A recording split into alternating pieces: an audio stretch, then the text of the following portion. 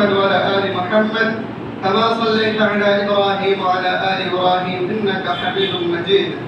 اللهم بارك على محمد وعلى آل محمد كما باركت على إبراهيم وعلى آل إبراهيم إنك حميد مجيد. محترم سامعین کرام، ہمارا اس بات کو بخوبی جانتے ہیں کہ اسلام ایک مکمل ضابطۂ حیات کا نام ہے. اسلام ایک ایسا مذہب ہے جو ہمیں دین اور دنیا، اخلاقیات اور معاملات، ہر معاملے میں ہمیں بہترین تربیت کرتی ہے. ہمیں قدم قدم پر روکتی ہے، قدم قدم پر اپنے آپ کو سنبھل کر کے چلنا سکھاتی ہے. اسلام ایک ایسا مذہب ہے جو پورے کائنات کے اندر سب سے اشرف، سب سے بہترین مذہب ہے. اللہ رب العالمین نے اس مذہب کو اپنا دین بتلایا. اللہ رب العالمین کے نزدیک اگر کوئی مذہب سب سے زیادہ پاکیزہ بہتر ہے تو وہ ہے مذہب اسلام. ان الدین عند اللہ الاسلام. اس کے علاوہ کوئی اور مذہب اللہ کے ہاں قابل قبول نہیں ہے. محترم سامعین کرام، پیارے نبی جناب محمد اکرم صلی اللہ علیہ وسلم کے بارے میں ہم اور آپ جانتے ہیں کہ ہمارے نبی ہمارے لیے آئیڈیل ہیں. ہمارے نبی ہمارے لیے وہ رہبر ہیں کہ ہمیں قدم قدم پر صراط مستقیم پر چلنا سکھلائے ہیں اور ہر برائی اور ہر غلط چیز سے روکا ہے. آج کے اس خطبے میں جس عنوان کے تحت میں آپ کے سامنے چند باتیں رکھنے کے لیے جا رہا ہوں، اس عنوان کو بیان کرنے سے پہلے جمعہ کی ایک فضیلت کے حوالے سے ایک حدیث میں آپ کے سامنے رکھ دوں، چونکہ اس سلسلے میں ہم سے اور آپ سے بہت بڑی غلطی اور کوتاہی ہو رہی ہے. حضرت معاذ بن جبل الجہنی رضی اللہ تعالی عنہ اس حدیث کے راوی نے بیان فرماتے ہیں کہ اللہ کے رسول صلی اللہ علیہ وسلم نے جمعہ کے دن جب امام منبر پہ کھڑے ہو کر کے خطبہ دے رہے ہوں تو سامعین کو، مقتدی کو، جو امام کے سامنے بیٹھے ہیں، ان کو الجبوہ اس طریقے سے بیٹھنے میں سے منع فرمایا. جبوہ کہتے ہیں گھٹنوں کو لپیٹ کر کے پلتھی مار کے بیٹھنے سے. ہم اور آپ جس انداز میں بھی بیٹھے پلتھی مار کر کے، اللہ کے رسول صلی اللہ علیہ وسلم نے اس سے منع فرمایا، لہذا اس سے پرہیز کرنے کی کوشش کریں. دوسری چیز، دیواروں پر یا پیلر پہ ٹیک لگا کر کے بیٹھنے سے بھی منع فرمایا ہے، لہذا اس سے بھی ہم اور آپ پرہیز کریں. یہ حدیث سنن ابی داؤد اور جامع ترمذی کی ہے اور یہ حدیث صحیح ہے. محترم سامعین کرام، اللہ رب العالمین ہم تمام لوگوں کو قرآن و سنت پر عمل کرنے کی توفیق عنایت فرمائے، آمین یا رب العالمین. آج کا جو میرا موضوع ہے، ٹاپک ہے، وہ امانت کے اوپر ہے. اسلام مکمل ایک امانت ہے. اللہ رب العالمین نے بذات خود انسان کے اوپر یا نبیوں کے اوپر خود سے آ کر کے کوئی وحی نازل نہیں کی ہے. اللہ رب العالمین نے وحی نازل کرنے کے لیے فرشتوں کا سہارا لیا. اللہ رب العالمین وحی نازل کرنے کے لیے حضرت جبریل امین کا سہارا لیا، اور جبریل امین نام ہی امین ہے، یعنی امانت دار. ایک ایسا مخلوق جو ذرہ برابر بھی اللہ کی امانت میں خیانت نہیں کرتا، اس لیے اللہ نے اس کو امین کا لقب ہی دے دیا. اور یہ امین کا لقب ہمارے پیارے نبی جناب محمد اکرم صلی اللہ علیہ وسلم کا بھی ہے. وجہ یہ ہے کہ جس طریقے سے اللہ رب العالمین کے پیغامات کو جبریل امین میں مکمل ہو بہو ویسے ہی پہنچایا، جس طریقے سے اللہ نے بیان فرمایا، وہی الفاظ، وہی شریعت، وہی وہی طریقہ جو جبریل امین نے اللہ کے رسول صلی اللہ علیہ وسلم کو سکھلایا، آپ صلی اللہ علیہ وسلم نے بھی امت کو سکھلایا۔ اپنی مرضی سے ایک الفاظ تک آپ صلی اللہ علیہ وسلم امت کو نہیں بتلایا، اسی لیے آپ صلی اللہ علیہ وسلم کے ایک لقب امین بھی ہے، اور امانت داری کا یہ لقب اللہ کے رسول صلی اللہ علیہ وسلم کو نبوت سے پہلے ہی مل چکی تھی۔ آپ صلی اللہ علیہ وسلم ابھی نبی کے عہدے سے سرفراز نہیں ہوئے تھے، اس سے پہلے مکہ والے اور عرب والے آپ صلی اللہ علیہ وسلم کو امین کے نام سے جانتے تھے کہ آپ امین ہیں، امانت دار ہیں، آپ کے پاس ذرہ برابر امانت میں خیانت نہیں ہو سکتی۔ اب اللہ رب العالمین کا جو کام تھا پیغامات کو امت تک پہنچانا، جبریل امین کے ذریعے سے نبی تک پہنچائے، نبی نے امتیوں تک پہنچایا۔ اب امتیوں کے لیے اللہ رب العالمین کا ایک پیغام ہے، وہ ہے ان اللہ یأمرکم ان تؤدوا الامانات الی اہلھا۔ یہ اللہ کا حکم ہے۔ اللہ رب العالمین نے امانت کے بارے میں حکم دیا ہے، ان اللہ یأمرکم ان تؤدوا الامانات الی اہلھا، کہ بے شک اللہ رب العالمین تمہیں حکم دیتا ہے ان تؤدوا الامانات الی اہلھا، امانت کو اس کے اہل تک پہنچا دو۔ امانت کو کوئی بھی امانت ہو سکتی ہے، چاہے وہ شریعت کی امانت ہو یا دنیا داری کی امانت ہو، جو بھی امانت آپ کے پاس رکھی گئی ہے ان تمام امانت کو، جس کی امانت ہے آپ ضامن ہیں، آپ اس امانت کو اس تک پہنچا دیں، یہ آپ کے اوپر واجب ہے۔ اللہ رب العالمین نے آپ کے لیے حکم فرما دیا۔ ساتھ ہی ساتھ اگر آپ کسی کا امین بن رہے ہیں، آپ کے پاس کسی کا سامان امانت کے طور پہ رکھی ہوئی ہے اور سامنے والا انسان آپ کے ساتھ خیانت کر رہا ہے، اللہ کے رسول صلی اللہ علیہ وسلم بیان فرماتے ہیں، سنن ابی داؤد کی روایت ہے کہ ادِ الامانۃ الی من اؤتمن، امانت کو تم لوگ ادا کر دو، تمہارے پاس جس کسی کا بھی امانت رکھی ہو اس کو تم اس تک پہنچا دو، وَلَا تَخُنْ مَنْ خَانَكَ، لیکن تمہارے ساتھ جو شخص خیانت کرے تم اس کی خیانت نہ کرو، اس کے ساتھ تم خیانت نہ کرو۔ امت محمدیہ کی یہ تعلیم، امت محمدیہ کی یہ شریعت، یہ ایک بہت ہی بڑی کامل شریعت ہے۔ ہر انسان کو اخلاقیات پر ترجیح دی گئی ہے کہ اپنے اخلاق کو کیسے بہتر سے بہتر آپ بنائیں۔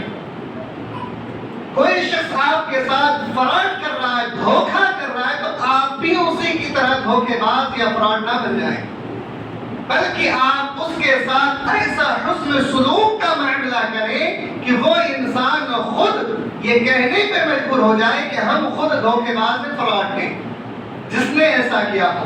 اس لیے میرے بھائیوں، آپ کے پاس کسی کا بھی امانت ہو، کچھ بھی ہو، گرچہ ایک پیسے کا ہی کیوں نہ ہو، آپ اس کو اس تک پہنچانے کی کوشش کیجئے، اور آپ اس کو دھوکہ نہ دیں۔ جس شخص نے آپ کو دھوکہ دیا ہو، جس شخص نے آپ کے ساتھ خیانت کی ہو، آپ اس کے ساتھ خیانت نہ کریں۔ محترم سامعین کرام،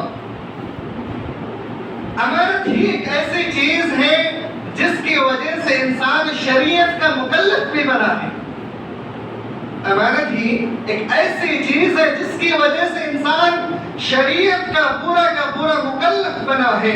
سورہ احزاب آیت نمبر 72 میں اللہ رب العالمین نے ارشاد فرمایا، إِنَّا عَرَضْنَا الْأَمَانَةَ عَلَى السَّمَاوَاتِ وَالْأَرْضِ وَالْجِبَالِ فَأَبَيْنَ أَن يَحْمِلْنَهَا وَأَشْفَقْنَ مِنْهَا وَحَمَلَهَا الْإِنسَانُ إِنَّهُ كَانَ ظَلُومًا جَهُولًا۔ امانت اس امت کے لیے سب سے بڑی امانت کیا ہے؟ اللہ نے فرمایا کہ اس امت کے لیے سب سے بڑی امانت ہے قرآن، جو اللہ نے آسمان سے نازل کیا۔ اس امانت کو اللہ رب العالمین نے آسمان و زمین کے ہر ایک مخلوق کے سامنے پیش کیا۔ اللہ نے ہر کسی نے انکار کر دیا، اے اللہ ہم اس کا امانت کو نہیں اٹھا سکتے، ہمارے پاس اتنی طاقت نہیں ہے۔ اللہ نے قرآن حکیم کے اندر ایک مقامات پر پہاڑ کے بارے میں ذکر فرمایا کہ اگر ہم اس قرآن کو پہاڑ کے اوپر نازل کرتے تو پہاڑ اس کے ڈر سے خوف سے ریزہ ریزہ ہو جاتا، ذروں میں تقسیم ہو جاتا۔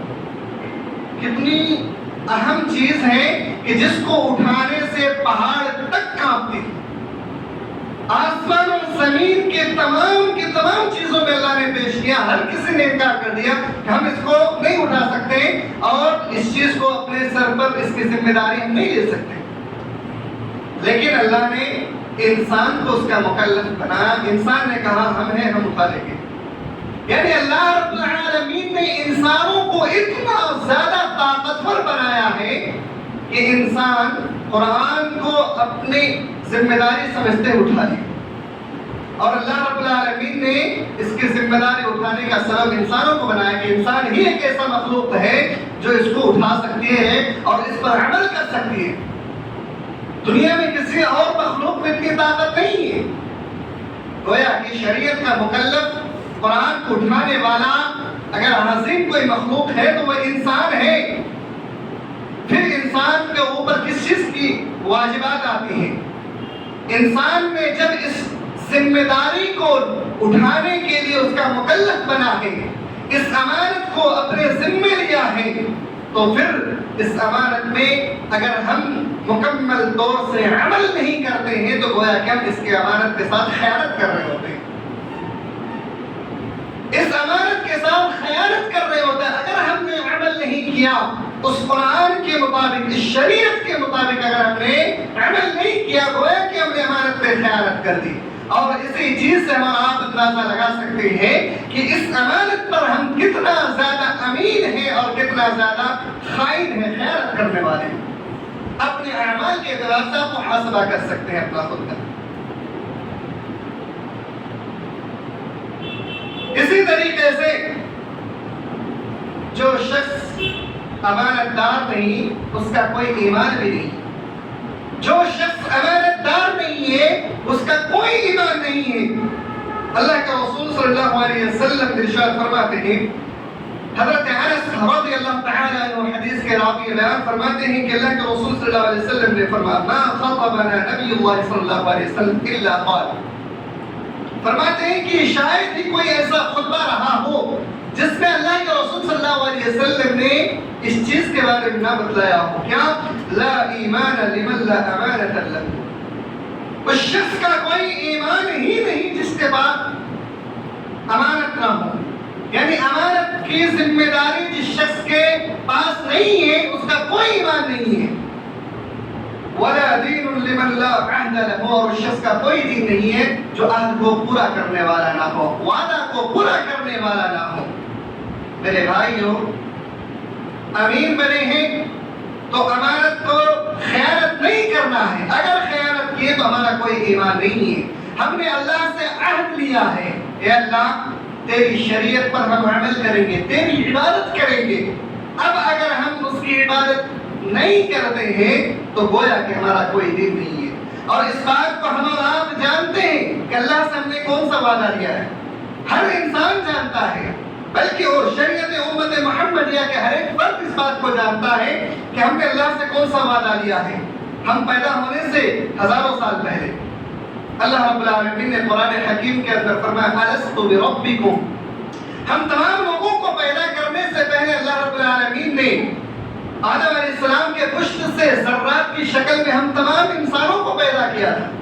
ذرات کی شکل میں ہم تمام لوگوں سے اللہ نے ایک وعدہ لیا تھا کہ کیا میں تمہارا رب نہیں ہوں، کیا میں تمہارا رب نہیں ہوں؟ ہم سب نے کہا قالوا بلا، کیوں نہیں ہے میرے پروردگار؟ ہم سب اس بات کی گواہی دیتے ہیں کہ تو ہی ہمارا رب ہے۔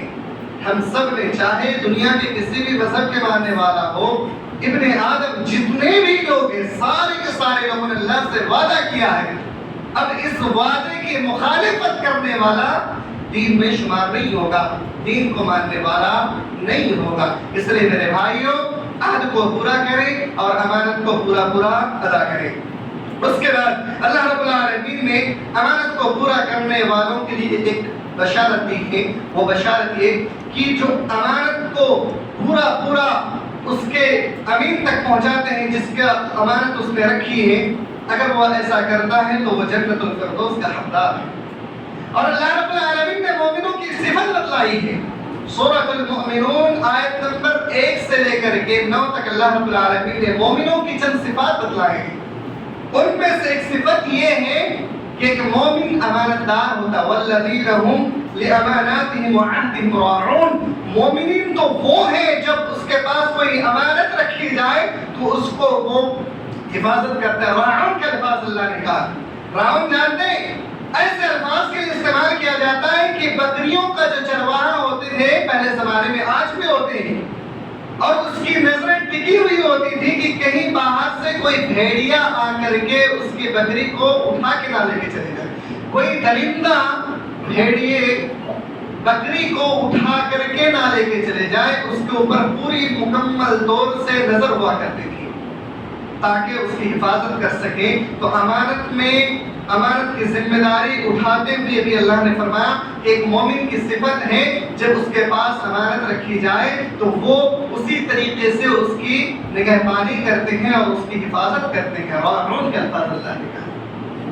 تو جو امانت کا مکلف ہوتا ہے، جو امانت کو صحیح طور سے ادا کر دیتا ہے، اللہ رب العالمین نے اسے جنت الفردوس کا وعدہ کیا ہے کہ وہ جنت الفردوس کا حقدار ہے، اور وہ مومنوں کی صفت میں سے ایک صفت ہے۔ دیکھا اسی طریقے سے اللہ کے رسول صلی اللہ علیہ وسلم نے ارشاد فرمایا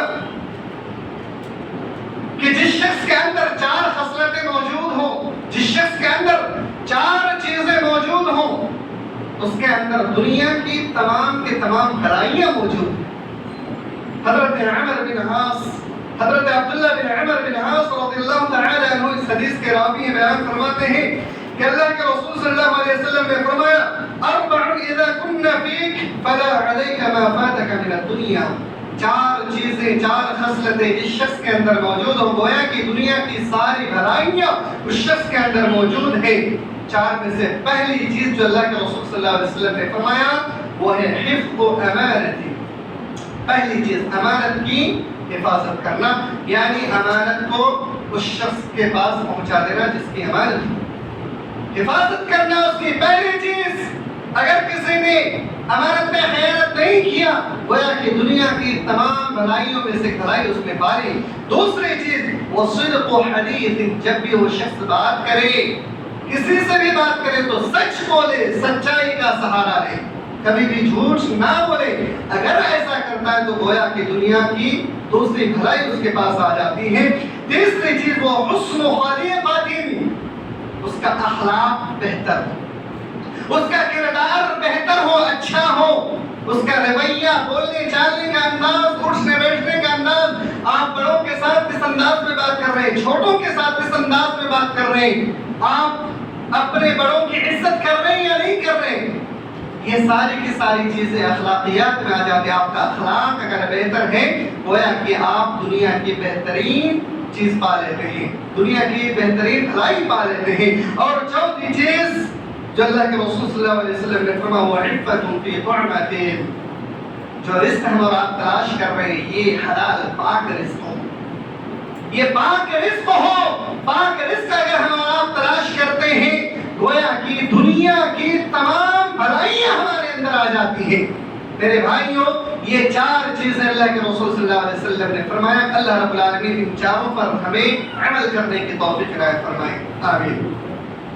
محترم سامعین کرام، اللہ کے رسول صلی اللہ علیہ وسلم کی ایک بڑی حدیث جو ہمارے اور آپ کے لیے وعید کے طور پر ہے، وہ یہ اللہ کے رسول صلی اللہ علیہ وسلم نے صحابہ کرام سے ایک دفعہ بیان فرمایا کہ سنو، جب امانت زائد ہونے لگے تو سمجھ لینا کہ قیامت کا تم انتظار کرنا شروع کرو۔ قیامت کی بڑی نشانیوں میں سے ایک نشانی یہ بھی ہے کہ لوگ امانت کو خیانت کریں گے، اس کے حدات تک نہیں پہنچائیں گے۔ اللہ کے رسول صلی اللہ علیہ وسلم بیان فرماتے ہیں، صحیح بخاری کی روایت ہے کہ اذا ضيعت الامانة فانتظر الساعة، جب امانتیں ضائع ہونے لگے تو سمجھ جاؤ کہ قیامت قریب ہے، قیامت کا تم لوگ انتظار کرو، قریب قیامت دیکھنے لگو۔ صحابہ کرام اللہ کے رسول صلی اللہ علیہ وسلم سے فوراً ایک سوال کرتے ہیں اللہ کے رسول صلی اللہ علیہ وسلم کیف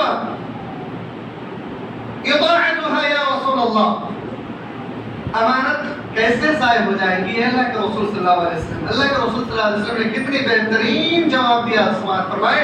اللہ کے رسول صلی اللہ علیہ وسلم نے فرمایا کہ اذا اسند الامر الى غیر اہلہ، اذا اسند الامر الى غیر اہلہ، جب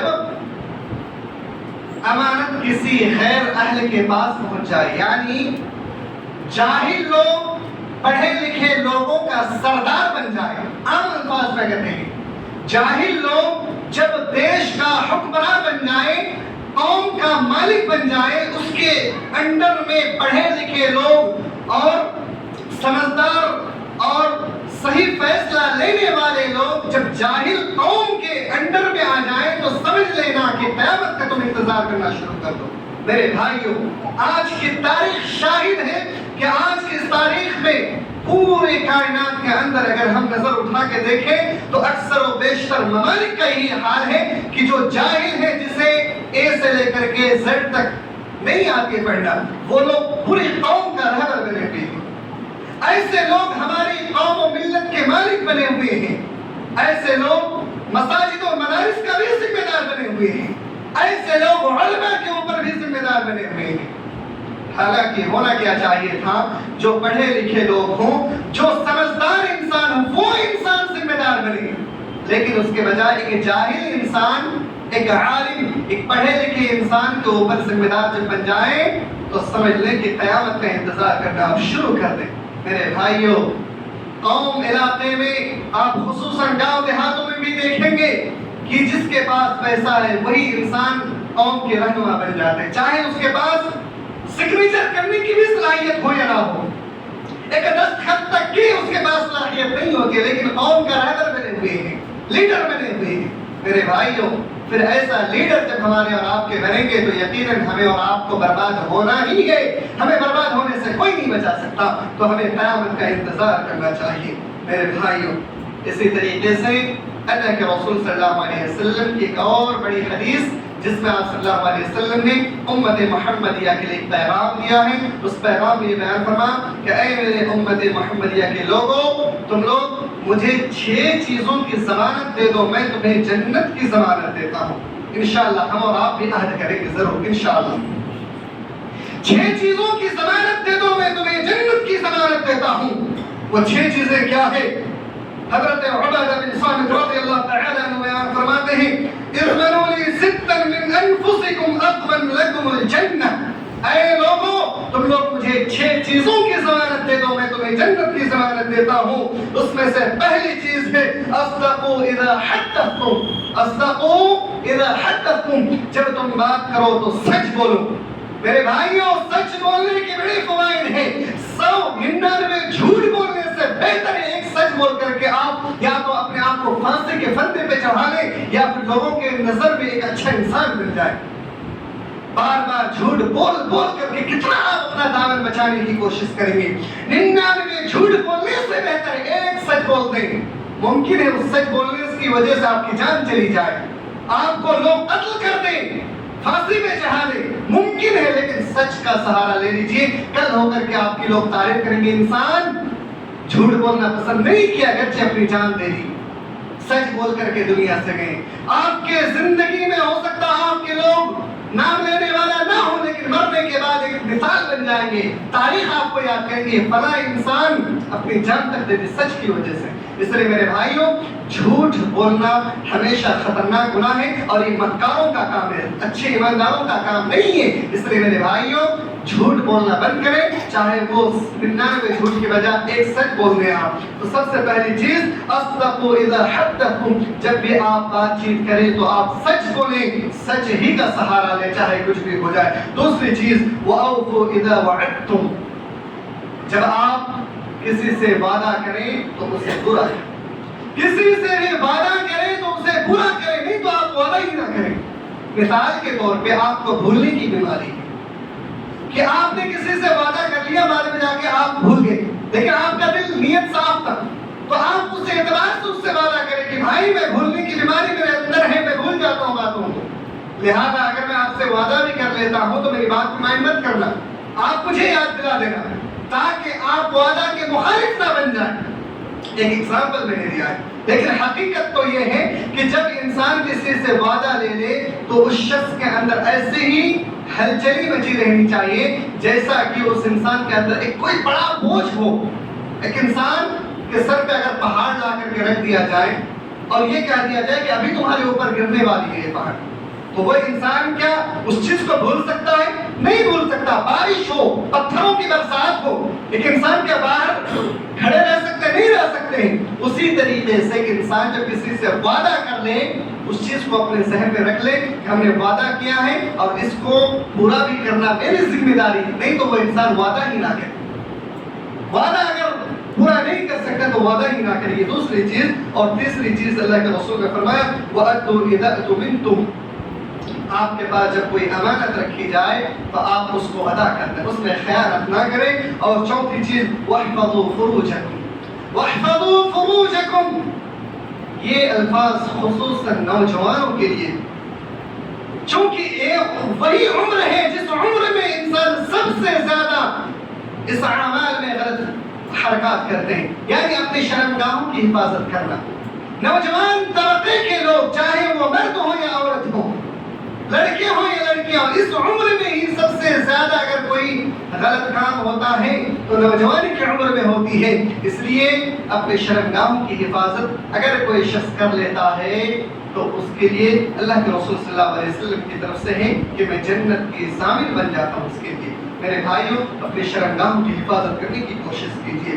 وَغَضُّوا أَبْصَارَكُمْ، وَغَضُّوا أَبْصَارَكُمْ، اپنی نگاہوں کی حفاظت کریں، اپنے نگاہوں کو بست کر لیں، جھکا لیں۔ راستوں میں جب چلتے ہیں سامنے سے اگر خاتون آ رہی ہے اپنی نظروں کو جھکا لیں تاکہ اس کے اوپر نگاہ نہ پڑے۔ کوئی خاتون چل رہی ہے، کسی مرد کے اوپر کسی خاتون کی نگاہ پڑ جا رہی ہے تو خاتون کے لیے بھی ضروری ہے کہ اپنی نگاہ کو نیچے کر لے، بست کر لے۔ آج کے دور میں سب سے بڑی برائی یہ ہے کہ آج کے دور میں بہت سارے ایسے شریف انسان موجود ہیں جو خود اپنی نگاہوں کو بست کر لیتے ہیں، جھکا لیتے ہیں، لیکن بہت ساری خواتین ایسی ہوتی ہیں جو بے شرمی کے ساتھ دھڑلے سے اس کے سامنے سے گزر جاتی ہے لیکن اس سے کوئی خوف نہیں ہوتا۔ میرے بھائیو، یہ دیکھا جا رہا ہے مارکیٹوں میں، شہروں میں، آپ دیکھ لیجئے بازاروں میں، مرد ایک پاک دامن جو مرد ہوتے ہیں وہ کہیں نہ کہیں اپنے اندر شرمندگی محسوس کرتے ہوئے نظروں کو جھکا لیتے ہیں اور سائڈ کنارہ کشی اختیار کر لیتے ہیں، لیکن ایک عورت جسے سب سے زیادہ حیا کرنے کی ضرورت تھی وہ دھڑلے سے سڑکوں پہ چل رہی ہے، اس سے کوئی شرم نہیں ہے۔ میرے بھائیوں، آپ خود بھی اپنی نگاہوں کی حفاظت کریں اور اپنے گھر کی ماں بہنوں کو بھی اپنی نگاہوں کی حفاظت کرنے کے لیے کہیں۔ اگر آپ اللہ کے رسول صلی اللہ علیہ وسلم کی ضمانت میں آنا چاہتے ہیں تو اس کے بعد چھٹی چیز جو اللہ کے رسول صلی اللہ علیہ وسلم نے فرمایا وَكُفُّوا أَيْدِيَكُمْ، آپ اپنے ہاتھوں کو روک لیں۔ اپنے ہاتھوں کو روکنے سے مراد یہ ہے کہ آپ ظلم و ستم سے اپنے آپ کو روک لیں، کنٹرول کر لیں۔ ظلم کسی کے اوپر نہیں کرنا، کسی کے ساتھ زیادتی نہیں کرنا ہے۔ میرے بھائیوں، یہ چند نصیحتیں تھیں امانت کے طور پہ، مزید باتیں انشاءاللہ آئندہ خطبے میں آپ کے سامنے بیان کریں گے۔ اللہ رب العالمین سے دعا ہے کہ الہ العالمین ہم تمام لوگوں کو امانت کا ضامن بنائیں، ہم تمام لوگ امانت کو پورا ادا کرنے کی توفیق عنایت فرمائیں۔ الہ العالمین ہم تمام